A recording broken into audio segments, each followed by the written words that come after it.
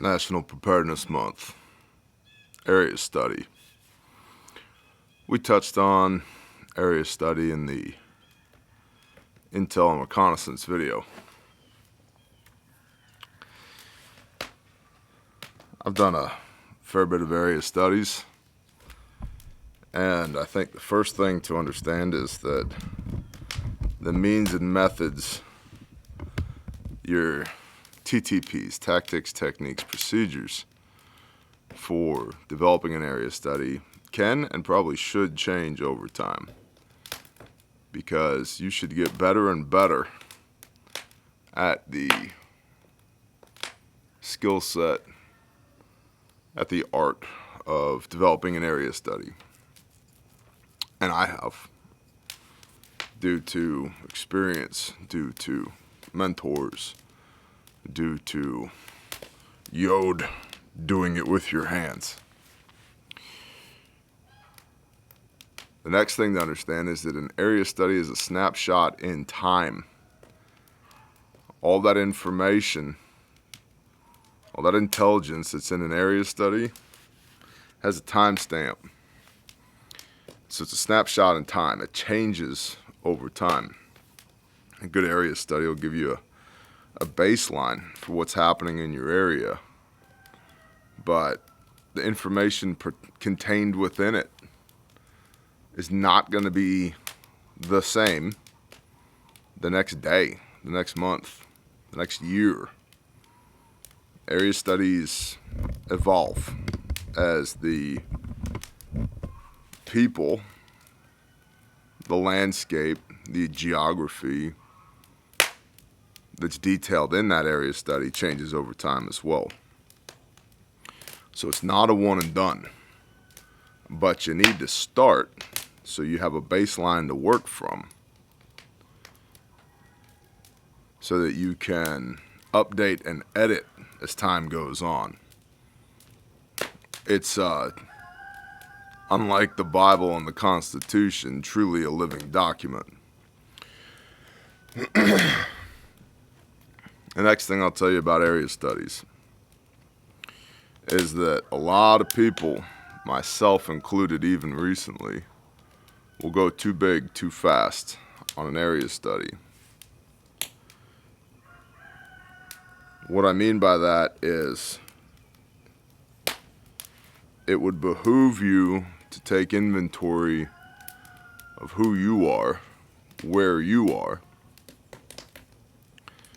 because if you're playing your cards right, if you're doing the right things, you are going to have a disproportionate impact on your own survival, your own preparedness, your own area.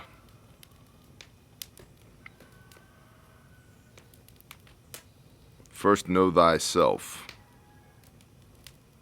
What do you bring to the table? What can you do? What can you do very well? What can you not do? What will you do? What will you not do? Get the question all the time from people.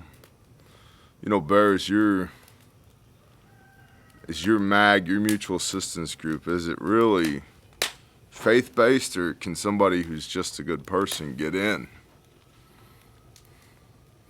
Well, we're not recruiting. We've never been recruiting. And in a nutshell, no. Air quote, good people cannot get in, because we have a standard that's higher than our own human brokenness as to what right and wrong is. We take thou shalt not steal seriously. We take thou shalt not murder seriously. Thou shalt not covet seriously. We take seriously, ye shall labor 6 days. The seventh is a Sabbath of rest unto Yahweh your Elohim. We take all that very seriously. So if you decide we don't have what we need, but old lady Jenkins up the road does, we're just going to go appropriate it. Midnight requisition. We're going to borrow it from her. No, you're not. Not part of our mag, thou shalt not steal.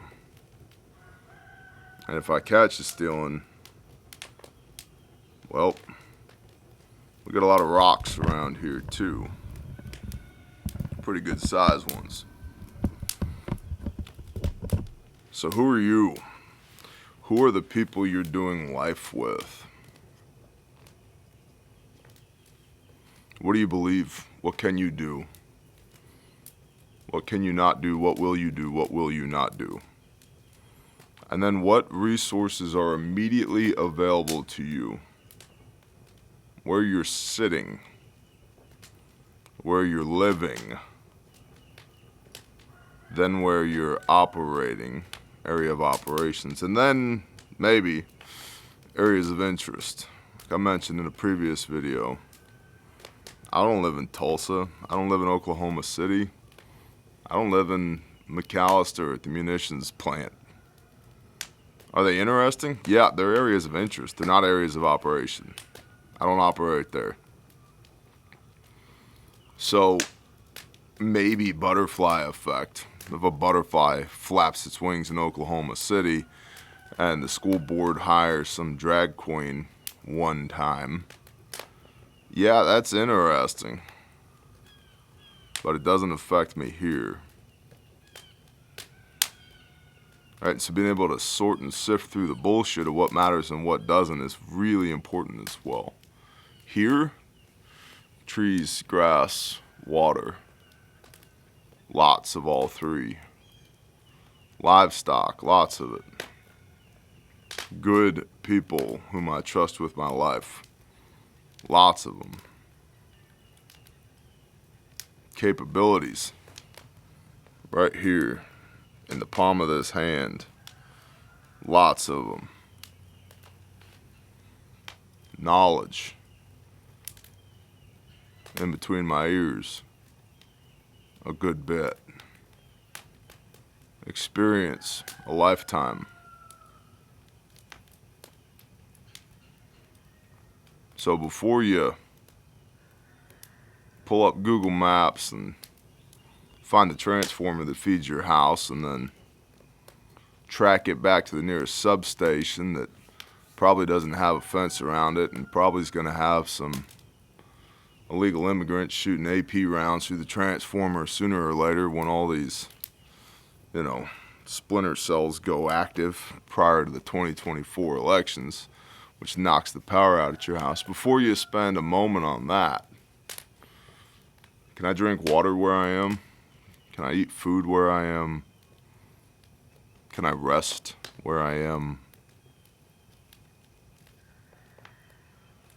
What's the population density where I am?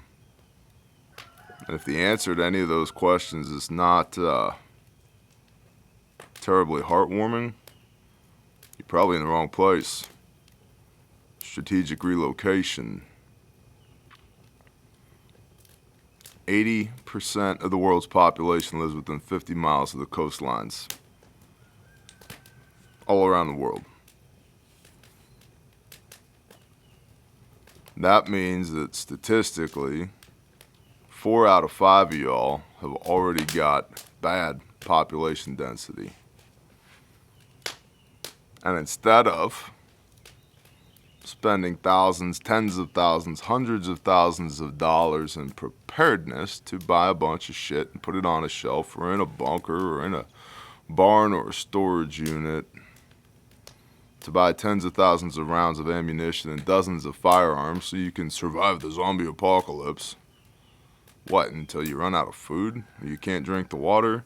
Until the sewage backflows through your toilet because the wastewater treatment facility's out of electricity? Maybe relocate. Yeah, but my quality of life, bro. Kids need to play soccer. I need my $7 latte. My job's here. Alright, so got it. We're playing at preparedness. You're using preparedness as an excuse to engage in retail therapy, tracking. Probably not the channel for you, honestly. So, I'll save you from some of the mistakes I've made in the past. Before you have a 100, 200, 300 page long area study, detailing all the problems and all the threats in your AO, maybe change your AO. Before you go through all that work to develop an area study, maybe you're the problem. Maybe change you.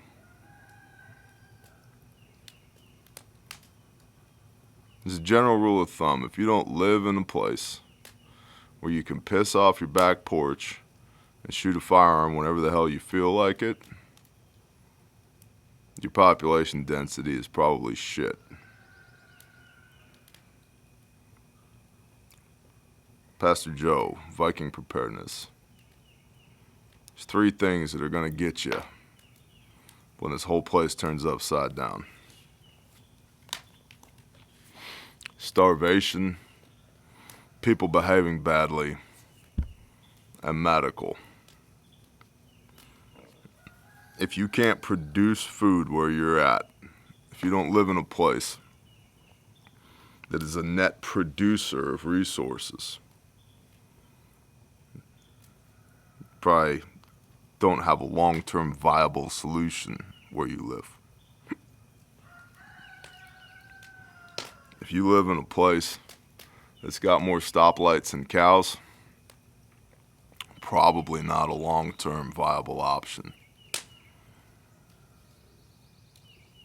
And if you don't know how to solve problems of all types, including medical problems, with your hands, probably not going to make it. Now, of course, if your definition of SHTF is it got cold in Texas and the giant fan things quit spinning for a while and there's no more power for a couple of weeks, you could probably buy your way out of that problem. But if you're concerned about systemic collapse, tyranny,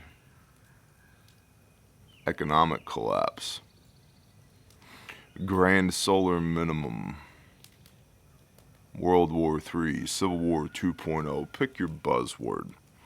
Something a little bit bigger than a temporary disruption in services.